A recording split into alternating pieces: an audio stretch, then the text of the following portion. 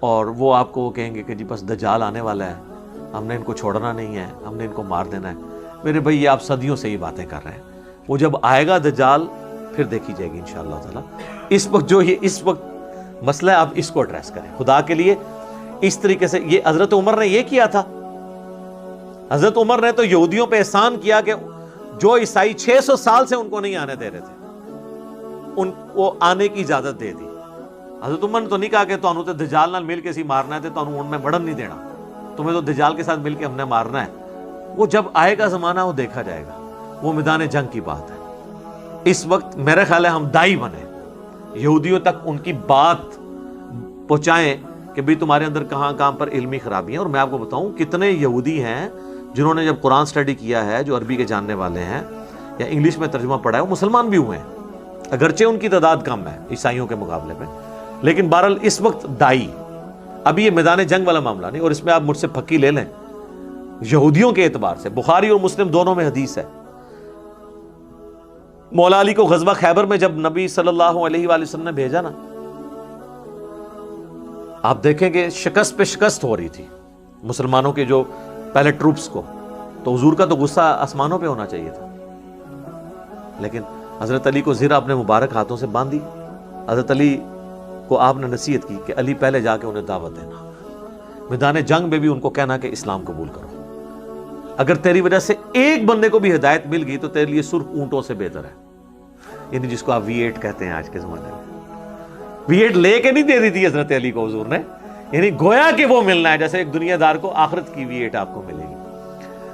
تو نبی الاسلام میدان جنگ میں بھی یہودیوں کے خلاف غزوہ خیبر، وہ خائن یہودی جنہوں نے حضور کو مدینہ شریف میں تنگ کیا، پھر آپ کو تنگ آ کے نبی الاسلام نے یعنی آپ صلی اللہ علیہ وآلہ وسلم نے ان کو مدینہ شریف سے نکال دیا، وہ خیبر میں واد ہو گئے۔ اتنا غصہ ہو تو پھر بھی بات دعوت کی کہ اسلام قبول کر لیں، نہیں کیا تو ایز اے لاسٹ ریزارٹ ان کے ساتھ لڑائی والا معاملہ ہوا۔ ابھی یہ یہودی تو وہ کہتے ہیں نا یار اب تمہارے پیغمبر نے بھی تو ہمارا قتل عام کیا تھا، بنو قریظہ کے ساتھ کیا کیا، یہودیوں کا قبیلہ تھا نا، تو آپ ان کو بتائیں کہ میرے بھائی یہ بد عہدی کی سزا تھی، یہودیوں میں بد عہدی کی سزا یہی ہے۔ آپ کے جو 70,000 یہودی ایک دن میں قتل ہوئے تھے جنہوں نے بچڑے کو رب مان لیا تھا، ان کی سزا جو اللہ نے مقرر کی تھی کہ ہر قبیلہ اپنے قبیلے کے لوگوں کو قتل کرے گا، تو یہ سزا کنٹینیوس آپ کی شریعت میں چل رہی ہے، ٹھیک ہے۔ نبی الاسلام پہ ہوتا تو آپ معاف بھی کر دیتے، ٹھیک ہے۔ یہ بد عہدی کی سزا ملی تھی، اور اس میں بھی بچے اور عورتیں قتل نہیں ہوئے تھے، یہ ذہن میں رکھیے گا۔ تو اب یہ تو ٹاپک، تو اب وہ بعض لوگ سوچ رہے ہوں گے کہ جی وہ حدیث نہیں سنائی بخاری مسلم کی، سر وہ بھی میں مسلمانوں کو سناؤں تو پھر میں ساتھ تھوڑی سی بے عزتی بھی کروں گا۔ بخاری مسلم دونوں میں حدیث ہے، قرب قیامت میں جب مسلمانوں کی آخری جنگ ہوگی دجال کے خلاف، آرمگڈون جسے کہتے ہیں وہ لوگ،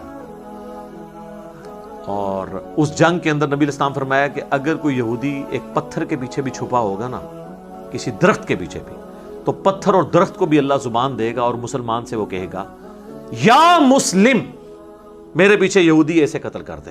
یہ عام حالت میں نہیں، میدان جنگ میں، سوائے غرقد کے درخت کے جو ان کو پناہ دے گا، تو اس میں الفاظ ہیں یا مسلم۔ تو یہاں آپ کسی جتنے یہاں پہ مسلمان ہیں ان کو ذرا کہہ کے دیکھیں نا، آپ کسی مسجد میں بریلویوں کی جائیں اور کہیں کہ جی یہ کس کی مسجد ہے، وہ کہے گا بریلویوں کی، تو اس کو پوچھیں آپ کون ہے، وہ کہے گا میں بریلوی، اور آگے سے وہ آپ کو پوچھے آپ کون ہے تو آپ کہیں میں مسلمان ہوں، تو دیکھیں اس کی تیوری کیسی چڑھتی ہے، وہ کہے گا میں کافر ہوں۔ بھئی اگر تو کافر نہیں ہے مسلمان ہی ہے تو تو اپنے آپ کو مسلم کیوں نہیں کہتا؟ اس دن سے پہلے کہہ دے کہ جس دن تجھے پتھر نے بھی اور درخت نے بھی کہنا ہے، اور تو نے اس وقت تو نے نہیں ماننا جب تک تجھے سنی شیعہ بریلوی دیوبندی حنفی شافعی مالکی کہہ کے نہ بلایا جائے، یا تو نے سمجھنا ہے کہ انجینئر صاحب کی کوئی ویڈیو چل گئی ہے پیچھے سے۔ تو یہ حدیثیں پھر جب سنائیں گے اس کے ساتھ تلخ چیزیں یہ جڑی ہوئی ہیں، پھر یہ بھی سنیں آپ۔ حیات مسیح اور نزول مسیح کے اوپر میری ویڈیوز ہیں، اس میں دجال کا جو قتل صحیح مسلم ہے، مقام لد پہ حضرت عیسیٰ علیہ السلام اسے قتل کریں گے۔ عیسیٰ علیہ السلام 2 زرد چادروں میں جو ہے وہ دمشق کے مینار پہ اتریں گے، اور اس کے بعد وہ نماز، یعنی پہلی نماز تو امام مہدی پڑھائیں گے، اس کے بعد حضرت عیسیٰ علیہ السلام ساری نمازیں پڑھائیں گے، اور مسلم شریف کے الفاظ ہیں کہ وہ تمہیں کتاب اللہ اور تمہاری نبی کی سنت کے مطابق چلائیں گے۔ اور آپ کے بزرگوں نے، یعنی شیخ احمد سرندی جسے آپ کہتے ہیں 1000 سال کا مجدد ہے، اور وہ بھی انہوں نے اپنے آپ کو خود ڈکلیئر کیا ہوا ہے. کوئی حدیث 1000 سال کے مجدد کی نہیں. 100 سال والی ہے ابو داؤد کے اندر, حاکم کے اندر, مشکات میں موجود ہے کہ ہر صدی کے کنارے پہ ایک اللہ تعالیٰ میری امت میں شخص مبعوث کرے گا جو دین کی تجدید کرے گا. لیکن وہ شیخ احمد سرندی نے کہا نہیں جی میں تو الف ثانی میں آندہ 1000 سال کا مجدد ہوں. ان سے پوچھیں پہلے 1000 سال کا مجدد کون ہے, تو آپ کا کیا خیال ہے وہ کس کو کہیں گے؟ نبی صلی اللہ علیہ وآلہ وسلم کو. وہ کہتے ہیں پہلے 1000 سال حضور نے کور کر لیے ہیں, اگلے 1000 سال میں کور کروں گا. جی ظاہر ہے وہ عمر بن عبدالعزیز تو 100 سال کا مجدد ہے, اگلا مجدد امام شافعی تو 100 سال کے مجدد ہے. وہ کہتے ہیں وہ انہوں نے باقاعدہ مکتوبات میں لکھا ہے کہ اب چونکہ حضور صلی اللہ علیہ وسلم کی وفات کو 1000 سال ہو چکے ہیں تو اب پہلے مجدد کی ضرورت ہے. 1000 سال کو تو نبی علیہ السلام کی دعوت نے کور کیا, اب میں نے.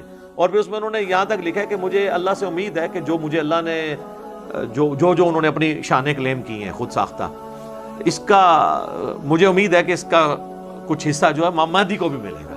انہوں نے کہا مہدی بھی میرے انڈر ہی ہونا ہے, بے فکر ہو, اور ہونا بھی چاہیے. امام مہدی تو 100 سال کے مجدد ہوں گے نا, یا وہ آخری صدی کے مجدد ہوں گے نا, تو ظاہر ہے جو 1000 سال کا ہے وہ 100 سے تو بڑا ہے.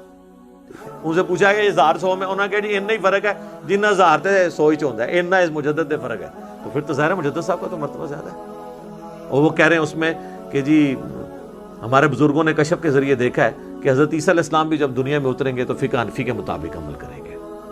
جی پھر ان کو شرم آئی کہ میں نے بہت بڑا کلیم کیا. ان کا نہیں, ان کا اجتہاد جو ہے نا وہ امام حنیفہ سے مل جائے گا. سر امام حنیفہ کا اجتہاد تو آج ویلڈ نہیں رہا. یہ کیمرے کا مسئلہ, قطبین پہ نماز کا مسئلہ جہاں 6 مہینے کا دن 6 مہینے کی رات ہوتی ہے, پوسٹ مارٹم کا مسئلہ, اعضاء کی پیوند کاری کا مسئلہ, انتقال خون کا مسئلہ, کینگرو کا مسئلہ. امام حنیفہ کو تو کینگرو کا پتہ ہی نہیں تھا کہ آسٹریلیا میں اتنے کینگرو ہوتے ہیں, یہ حلال ہے یا حرام ہے. تو اجتہاد تو اسلام کی خوبصورتی ہے, تو انہوں نے ان کے ساتھ جوڑا ہوا ہے. تو حضرت عیسیٰ علیہ السلام کو بھی ان کے انڈر کر دیا ہوا ہے کہ جی وہ فقہ حنفی کے مطابق, وہ بھائی صحیح مسلم میں وہ تمہیں اللہ کی کتاب اور اس کے نبی کی سنت کے مطابق چلائیں گے, دیٹس آل. تو اللہ کا شکر ہے میں یہ مسلم کی وجہ سے بحث کیا کہ مسلم بن جائیں.